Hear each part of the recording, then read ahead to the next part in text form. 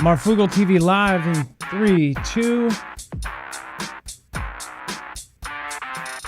All right, what is going on, guys? It is Adam aka Marf, and this is Marfoogle TV. Pyongyang is actually loading up their borders. They are building Korean Berlin Wall along the DMZ. The demilitarized zone, of course, has been empty for many, many years, besides the main checkpoints. And of course, they have cameras and surveillance, but now they're loading up actual soldiers and creating some sort of wall.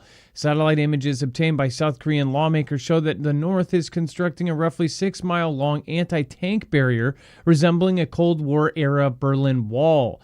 4 concrete barriers, each about a mile and a half long, are being built along the border with South Korea, according to a Tuesday news release from Representative Yoo Young-won of the conservative main opposition People Power Party. The images were taken at an unspecified date by ISAE, a Finland-based satellite company that was launched 44 satellites since 2018. The firm has offices in Japan, Poland, Spain, and the United States, according to its website. So they said that the formations resemble a Korean Berlin Wall, crossing the Korean peninsula and creating a wasteland around the area. It says, quote, "We need to perform an escape maneuver or destroy the barriers in an emergency. And we need to prepare an immediate military action since it is considered a military obstacle." The two Koreas are separated by the DMZ, a heavily fortified, of course, buffer measuring 2.5 miles wide and 160 miles long. Concrete vehicle barriers are also in place on the South Korean side of the border. North Korea's anti-tank barriers is a symbolic structure showing the two-state theory, and they will take full advantage of their domestic politics, you said. So they're actually saying, like, hey, we need to do something about this. We'll talk about that and much, much more in just a minute, the mysterious satellite signals, and much more. We'll be right back right after this.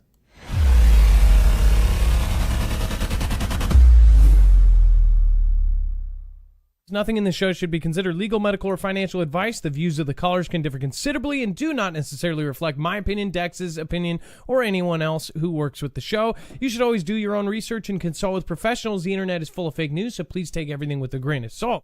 If you have not already, it helps us out if you end up going through any of our affiliates, and it helps you out if you end up protecting yourself against cybercrime. NordVPN is one of the best and one of the easiest to use. If you do not have a virtual private network, it protects your IP address, which is your online identity, which actually connects to your real address and everything else. It also connects to you. If you know anything about how they are data logging and basically getting your profiles down, you can prevent that by having a VPN. Nord is, again, one of the easiest. Download it. It's like an on switch and off switch. All you have to do. Go to marfooglenews.com/VPN. Not only will you get a giant discount on this, but you will also be helping us. I appreciate your support, and I appreciate everyone that goes through any of our affiliates. Can't say thank you enough.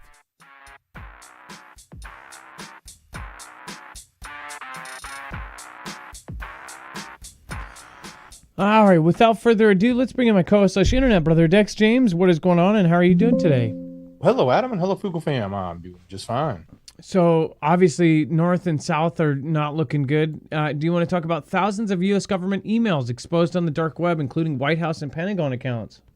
Yeah, it's kind of crazy. So hackers may be sitting on a treasure trove of government credentials, including emails and passwords tied to the White House, State Department, Department of War, and the Army. This is coming from research out of actually NordVPN, one of our affiliates. It's from their affiliate companies NordPass and NordStellar. But the study found more than 53,000 passwords belonging to U.S. government employees were exposed in publicly accessible databases on the dark web forums for going over basically since early last year, accumulating all of this. So Department of State, 15,272 exposed passwords. Department of War, 1,897 passwords. And the Army, 1,700 exposed passwords, and a handful, 7, were from the White House. and I don't understand this one. Maybe somebody can tell me what it means, but one of the most commonly found passwords was April 4142. I'm not sure what that, April at 4142. I don't know why that would be widespread across American civil servants, but anyway, basically it's a good reminder, I guess, for us to think about, like, what does it mean to protect your passwords and not use the same password everywhere you go. But what they were finding was a lot of these government workers would go log in to another site, a third-party site, and create an account using their government email, and they would just reuse the same password they used at the government site at that location. And then if that location, say, was some online website, some third-party site, if that site got hacked, then the government password and email was then taken. So the real question is what's going to happen from the fact that all of these accounts have been potentially breached. Now, hopefully they all have some sort of, uh, two-factor authentication where you have to put in a text number, or you put in a one-time password or scan a QR code kind of thing to log in and protect them, but especially since they're government sites. But we could actually start to see a lot more hacking, especially when you look at some of the number of Department of State, like 15,000 passwords is quite a bit. Of course, they probably have a lot of employees, but still, that's pretty big deal. So I just looked up 4142. It says the number 4142 is most commonly interpreted as an angel number in numerology and spiritual context. Angel numbers are sequences believed to carry messages from guardian angels or the universe, often appearing repeatedly in daily life on clocks, receipts, addresses. The significance of 4142 emphasizes planning, action, commitment, and forward momentum. Isn't that weird, Dex? That was their common password. Never heard of that. I have never heard of 4142. But yeah, I wonder, April at 4142. That's weird. Yeah, I wonder if it has anything for. I'll probably just pull up the article. No, yeah, that's just weird. That is weird. Military.com is popping up a bunch. Yeah, it just pulls up the leak, and that was one of the most commonly used passwords. Why? That is so absolutely weird. By the way, thank you guys for making it to this late show. Again, thank you. I am not feeling well. I have not been feeling well for the last few days, but it got worse. So thank you guys for being patient. I also wanted to catch up on what we talked about last night, which was the gold price. Everybody did a guess of where it was, and I believe I am wrong, and a bunch of other people are wrong too. So I'll show you that. Let's see here. Gold price today has actually gone down by about $120, I believe. Yeah, it was at 43.80 or something like that, 43.85. So it has actually gone down in the last day, which is actually good. We were looking at that gold price, and obviously it is still crazy at 42.67. That is insanity. Last year it was at 2,000. A little over a year ago it was at 1,700. So yeah, not a good thing that goes up, because if that goes up, that means people are frantically putting their money out of the dollar and into gold. Either way, and we of course have mysterious spy balloons appearing over several U.S. states spark fears of a covert invasion. Now, here's the thing. I hope this, doesn't turn into a circus like it did last time. But when you think about this, you actually have these spy balloons again. What was the first time a practice run is something like this, due to something. Of course, tomorrow we have the No Kings protest. Is it some believe that some sort of revolution will happen tomorrow, and now we've got mysterious spy balloons. Dex, do you want to talk about where they're being spotted and what's going on? Yeah, so the balloons are at the forefront again, rekindling fears of foreign surveillance and government secrecy. But the reports are coming in from Colorado, Arizona, and Alabama, describing white objects hovering far above the clouds, very reminiscent of the 2023 Chinese spy balloon incident. As you remember, that event basically, had us, locked for a good day and a half or so as we watched this thing go across and wondering when they were going to do something about it. And they waited till it got over water and shot it down. But yeah, locals have flooded social media with photos and videos of strange balloons, pleading for help identifying them. So what do you think it is? You know what? To be honest, I don't know, but I hope it's not some sort of surveillance tool or some sort of preemptive, they put these things in there for communications after communications go down. I know that sounds crazy, but that's a thought. Say if any kind of enemy force was already here and they were trying to take down things, they would probably have some sort of backup, simple setup to be able to communicate with each other. And you wonder if those kind of spy balloons, which they had a problem figuring out how to even shoot them down without a jet, something like this, if you look at all the farmland purchased right next to all of the bases, if they did do a coordinated attack on all of our bases at the same time, took out our airfields, possibly took out our jets, what else do we have to take these things down? If they're at 35, 40, 50,000 feet in the air, how do we actually take them down? And what would they be used for? I wonder if they would be used for communications when nothing else is up in the sky. But I'm sure that Operation Starfall, if you look that up, that was our mission to launch balloons and to launch these kind of things. What if this is actually Operation Starfall to launch our communications, right? Yeah. Operation Starfall was balloons that we would launch. Yeah, one of the reports was confirmed to be a U.S. military test, but we don't know what they were testing, so it sounds kind of secret. Sounds like Operation Starfall. But what do you guys think? Let me know in the comments down below. And then before we move on, make sure to go check out Energy. If you haven't gotten yourself a solar generator yet, these are absolutely awesome, but there is a downside from getting them from the wrong company. If you get them from the wrong company or just order a random one off of Amazon, Lord knows if they'll actually work after a war with China or someone else, because you don't know who is making them, if they have backdoors in them, if they can be remotely turned off. A lot of them sell as a selling feature that you can remotely, Wi-Fi turn them on and off. I personally would not want that. This is actually a company, it is just won the SBR Phase 2 contract, Phase 1 and Phase 2 contract for the U.S. Army. And that was under certain specifications, which means that they had to be front-loaded in the U.S., because the U.S. Army does not want anything that was front-loaded in China or any adversarial country. So these things that are going to be good. They're going to withstand not only cyber tests, but they're reinforced with steel as far as the frame. So these things are made to go on the back of a Humvee, let alone on the back of your truck. These things are great for, obviously, construction. You can bring these with it wherever you want. I use them to charge my tools and, of course, use power tools when I need them, where I need them. But during an emergency, during a storm, it's great to be able to have light, to be able to have power, to be able to have, be able to cook something or to be able to heat something. Again, marfooglenews.com/energy, and make sure to use the code Marfoogle. It's modular, meaning you can add batteries. You can get one or you can get 50 of them. So go to marfooglenews.com/energy, INERGY, and make sure you use the code Marfoogle. You will also help us out at the same time. And then a classified satellite network is emitting a mysterious signal. This is very odd. Dex, what is the signal?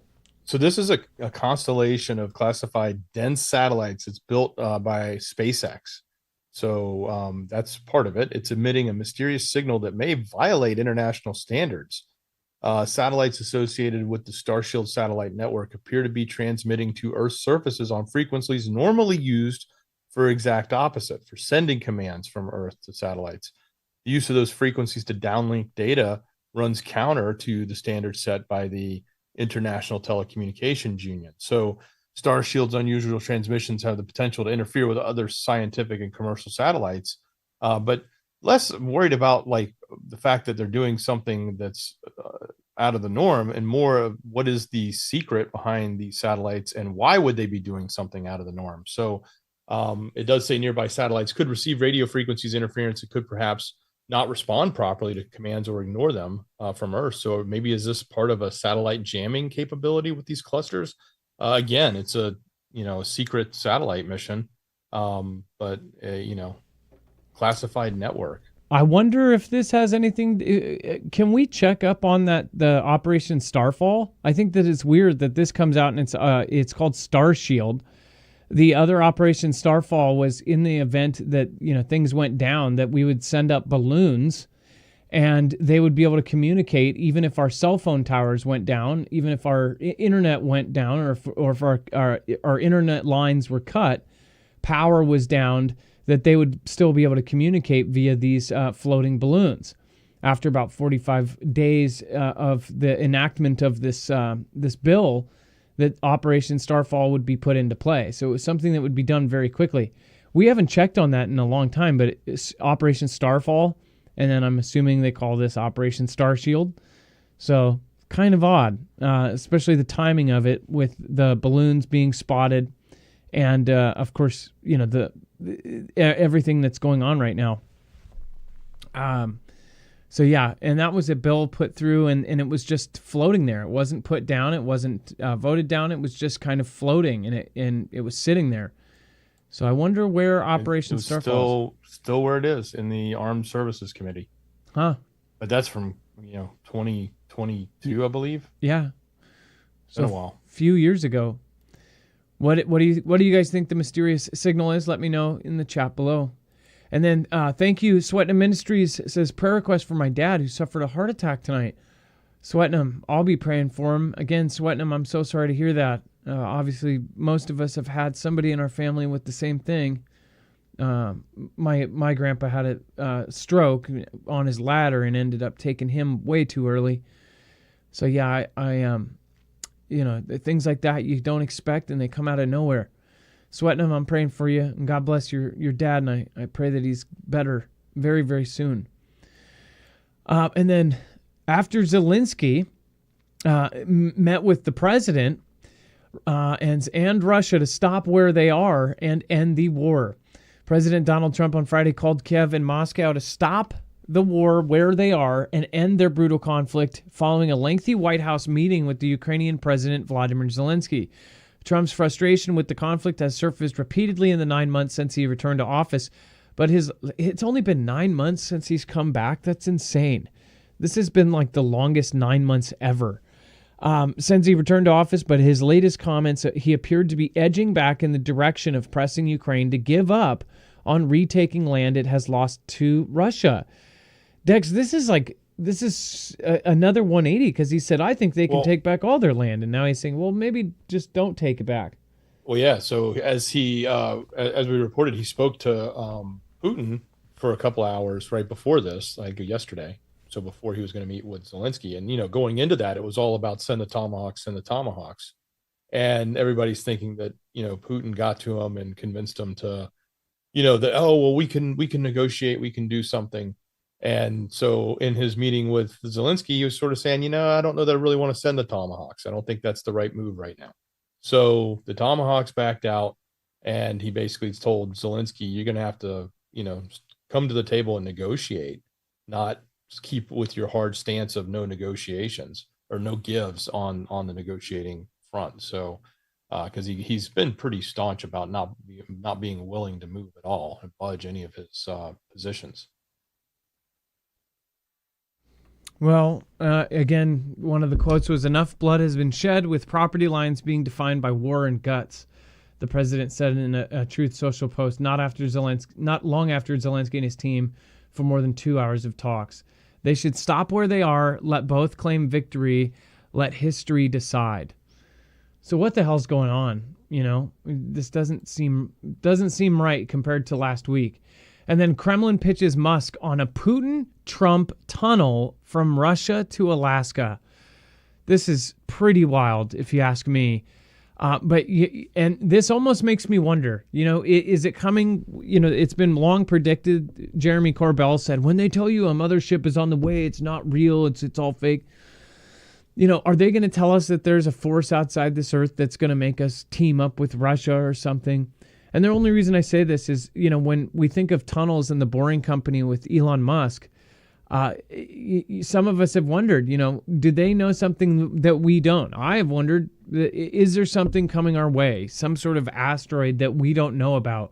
Don't Look Up, the kind of predictive programming that was in Don't Look Up, even in their ad for the movie said, this is based on a true story that hasn't happened yet. It's like, it's so creepy to think about something that the people at the very top would know about that we wouldn't, but that's exactly how it would work. If there was something really, really bad, they would not tell us. Of course, they would tell each other and talk to each other. Now they're calling for peace and all of a sudden asking for underground tunnels and things. I don't know. It's kind of odd. Gold is going through the roof like, they found out something. It's odd.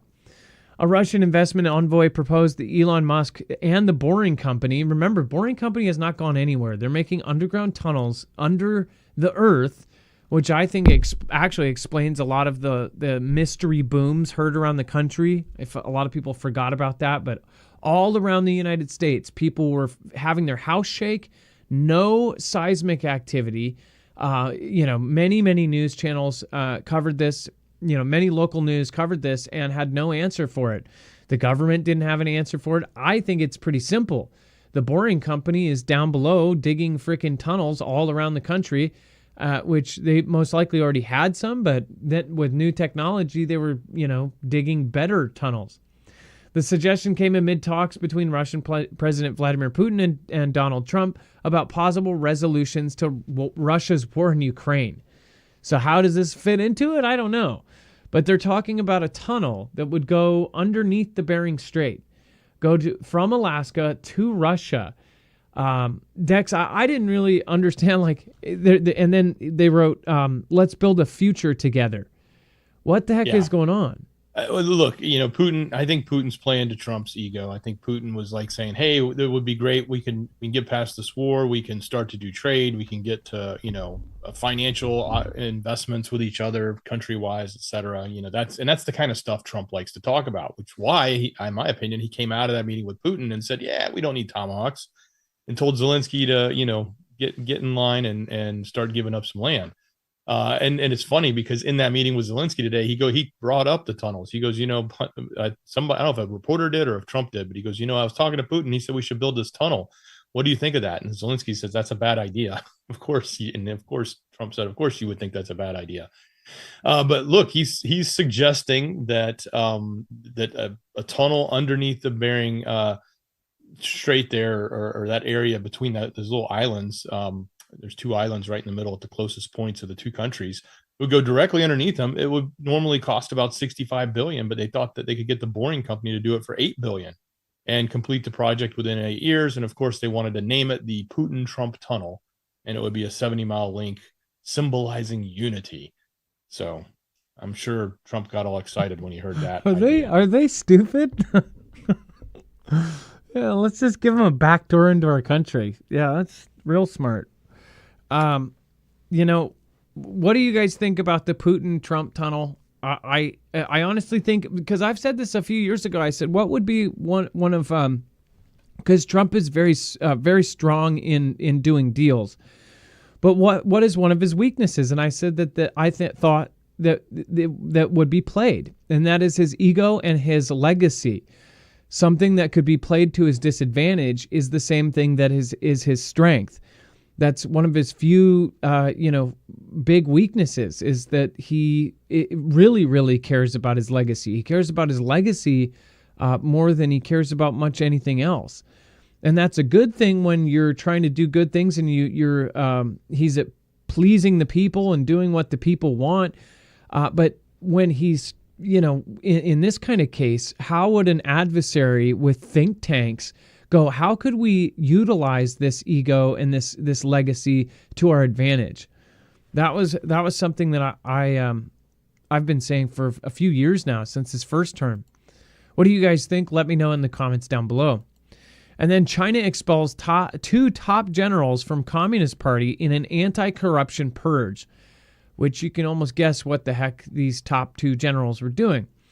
Two top Chinese generals have been expelled from the ruling Communist Party and the military for serious violations of discipline and the law.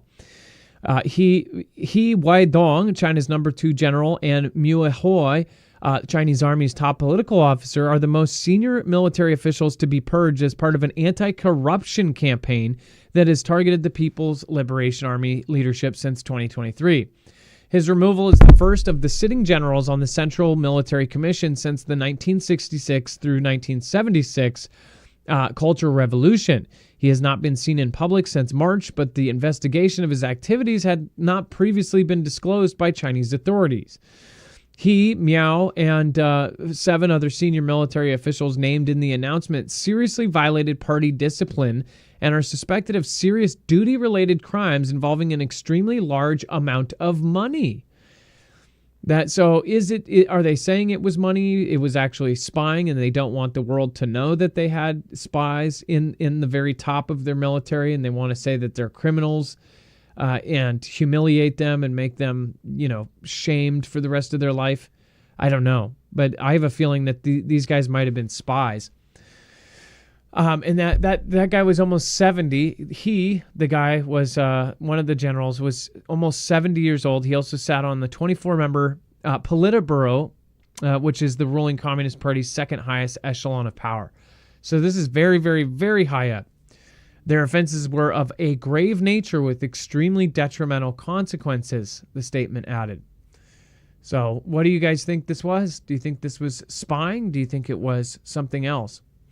Now, before we move on, make sure to go check out EMP Shield. This is an incredible, incredible device that will end up protecting your cars, trucks, motorcycles, boats, generators against everything as far as an electromagnetic pulse attack and a Carrington level event from the sun. So anything electrical-wise, you want to have this on your vehicles, because if we do end up getting hit with an EMP, how are you going to get home to bug in? How are you going to get out to bug out? If your car is dead in the water, then what are you going to do? If your generator does not start, what are you going to do? If your home fries all of your devices, all of your appliances, then how are you going to get new ones? If the supply chain is down, that's not going to be possible. So go over and check it out, marfooglenews.com/EMP, and make sure to use the code MARF. You'll get $50 off per device, and you will end up helping our channel at the same time. Same tech and same company is now being utilized by companies quietly, again, all over the world. But very loudly, the DHS, DOW, FBI, and the Air Force are now using EMP Shield. So go and check it out, marfooglenews.com/EMP, code MARF. They're made in America down to the screws.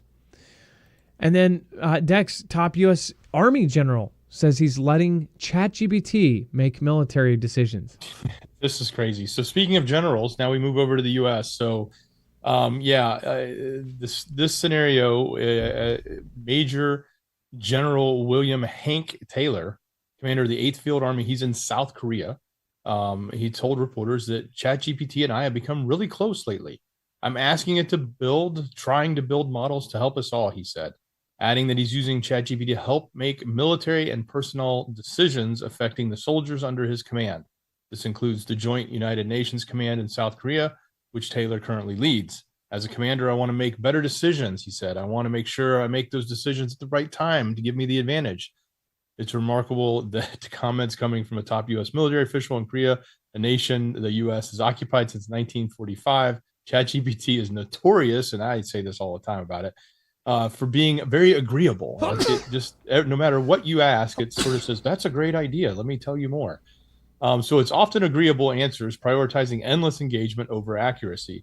In extreme cases, ChatGPT has even encouraged users as they've fallen into severe mental health crisis to lead to them doing bad things to themselves. So what do you make of this? Like a general coming out and saying, it almost sounded like he was making an ad for ChatGPT the way he was talking about it. But literally, I mean, I don't mind. I understand there's a place for using these AI tools, like to help you write things or produce a document or do something that, you're in control of, what it is you're doing, but it just helps get it done faster. Or having it research information you might need to know, but it may not be critical. Or if it is critical, you take that research and you go double check it and verify. At least that's the way I sort of look at how you use this. But asking it to make decisions for you, or asking it to help you make a decision, especially things that are involving the military and our soldiers, it just seems a little on edge for a use case especially for ChatGPT. Well, I just can't wait until they make a defense plan for like Hamburg, Germany, and it ends up he comes out with a whiteboard with a plan to protect McDonald's. I don't understand this. I think that we need to start separating ChatGPT. But if he said some top secret AI supercomputer, then that would be one thing. But he's talking about ChatGPT. That's kind of moronic. I mean, yeah. Is it a special military version? No. Then what are you doing? Yeah, well, they do. I think they do have instances like they do with Grok and the other AIs, Gemini, and I'm sure Chat or OpenAI has given them Military version. I don't know if that's the one he's using, but if it's based off the models, even if it's that would be siloed. If it's for the military, it'd be siloed out, so none of it gets learned or used in the training of the AI going forward. But even if he's using that, I sort of like laugh at ChatGPT. Like I'm imagining he's like outputting lots of emojis and goofy stuff that comes from ChatGPT. So Well, and how many times do you have to repeat yourself? You know, like and you'll ask for something and you're like, no. I mean, how hard it is still. You can't get somebody sleeping. You know, do you remember when we were trying to do a picture of somebody that had their eyes closed on the battlefield? It was like either they were sleeping or they were eyes wide open laying down in bed. It was just like it doesn't understand the weirdest things. And still to this day, they just have the weirdest glitches in it. And if you're talking about a complicated plan that could be possibly playing into a war scenario, sounds pretty nuts to me. And then fueled by billionaires, No Kings prepares the color revolution style mobilization against the president. So tomorrow there's the No Kings protests, and as you may or may not know, this is the same one that happened on the president's 79th birthday and the 250th country birthday. They had video of millions and millions of people in the street. Well, this time, once again, it is put on by this same indivisible website. And they can pop them up out of nowhere. Like last time, this website essentially mobilized people in no time. And a lot of folks wondered, like, how the heck did they get this many people? And many questioned if, a lot of these people were paid. Well, the party's dark money NGO network, bankrolled by left-wing billionaires, is reportedly preparing to activate a coordinated revolution-style mobilization across the U.S. this weekend, a replay of the failed agitation attempts seen earlier this year targeting the president and Elon Musk.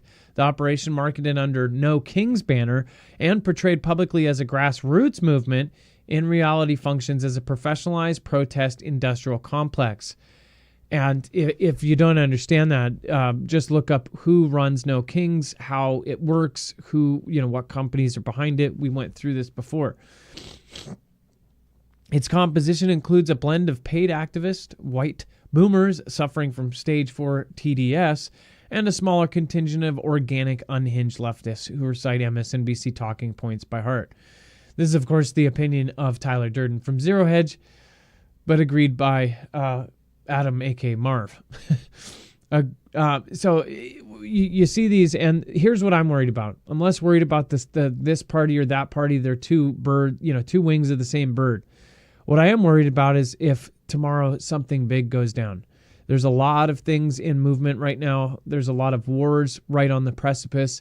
And if some sort of event happens or you've got millions of people gathered, you have an adversarial country that is already in our country, say soldiers from another country that slipped in during, I don't know, say a 4-year period where nobody was looking, and they do some sort of Boston event or something like that. That's what I would be worried about, especially with that many people gathering in one place.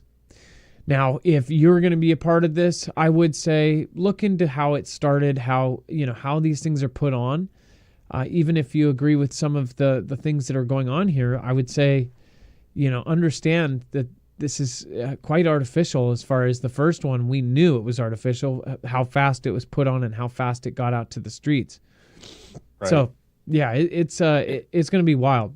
Yeah, and there's a couple of tweets down below if you want to scroll down to them that show like some numbers that people have been digging. A lot of people have been digging through like the money that has flown through the different funds that basically back up the No Kings event, and they've got numbers for huge numbers out there for people like Gilly Bates, but just looking at the 294 million.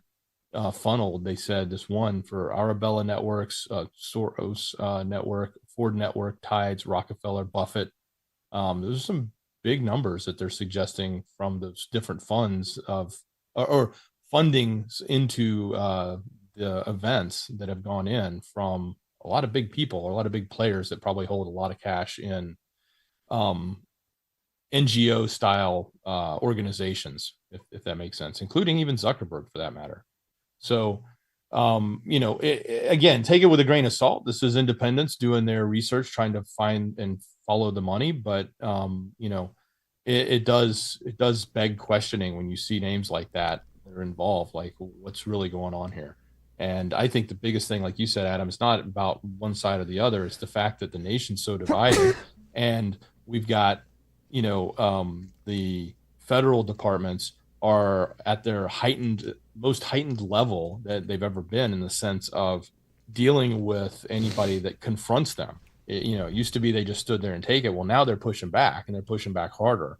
And these guys are coming in wanting to agitate. So we're probably set up for, not a peaceful protest by any means. We're probably going to see, especially around ICE facilities or anywhere there's a federal agents involved, especially in uniform, and face coverings. You're going to probably see some significant escalations.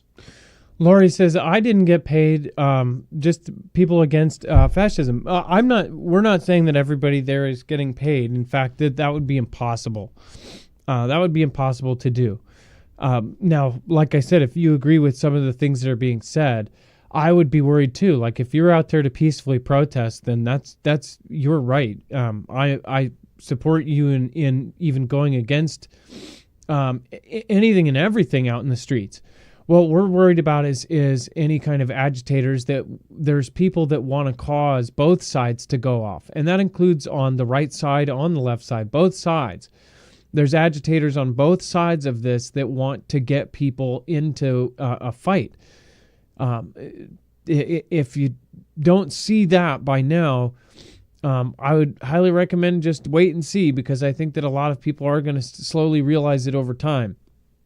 Now, there's no seeing eye to eye on some of these issues, and you're going to see the complete opposite. I feel like 20 years ago, that wouldn't be an issue. If you saw the complete opposite on an issue, we could just talk and be friends, and it would be okay. And I think that's how people should be. If you absolutely hate the president, that's okay with me. Again, there's people that love him, and there's people that hate him. That's your prerogative. You're a human being. You get to have that right. And you get to go out and say it. That's the whole great thing about the U.S. But as far as having some sort of Fantastic Freddy event, or some sort of event where somebody, imagine this, you're out there protesting and you're just trying to do freedom of speech or against fascism, and then somebody explodes something and takes a bunch of people out that agree with you. That's what we're worried about, is something like that. And then it could, of course, be blamed on this side or that side, or it could just be blamed on a terrorist network. It could be blamed on cartels under the same guise. It could be, they could end up lying and saying it's Venezuela cartel members or something. We don't know. But what we do know is that there's going to be more people than ever. And by the way, the momentum of having... So say if they do pay, they organize through Indivisible, and they have this network, which they can organize tomorrow. They put that on. They did put that on. They made the date. They decided when. That was all done by Indivisible and No Kings and that .org. Those people, when there's momentum like that, people are going to join. Yeah, exactly. And that, not only that, I mean, individuals may not be getting paid, but it takes money to market that. It takes money to coordinate that. It takes money to run those servers, to run those systems, to distribute truckloads of gear and run trucks in and rent trucks and create all the stuff that's being distributed out.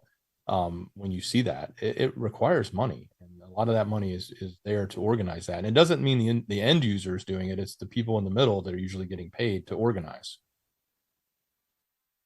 Yeah, you pay one very, very good organizer a good chunk of change, they can organize 150 people or 5,000 people. It works like that on both sides. But yeah, hopefully all the protests are safe, especially if we've got people out there that we know. And then Before we go, make sure to go check out Jace. Make sure to, of course, check this out at the very least because you can get a kit of your most commonly prescribed antibiotics. Go to marfooglenews.com/Jace and make sure you use the code MARF. I hope that everybody stays safe tomorrow, and I appreciate all of you guys for coming. I'm not going to be doing a shout out tonight.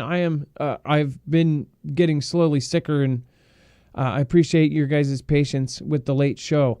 So if you're watching the replay tomorrow, again, I will see you. And if there's anything that is too emergent tomorrow, I will be on live.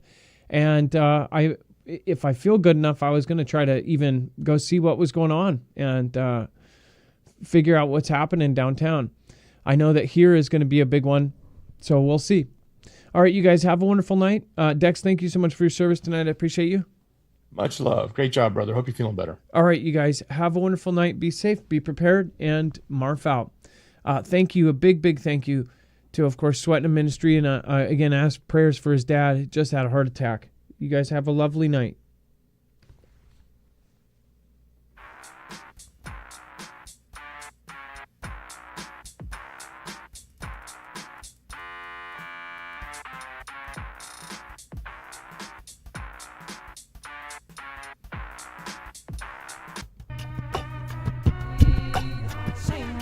You think you wonder, I said I wonder, the flag above you, is it the same one? You think you wonder, I said I wonder, is someone taking over under the golden dome? Wonder, the flag above you, is it the same one? You think you wonder, I said I wonder, the flag above you, is it the same one? You think you wonder.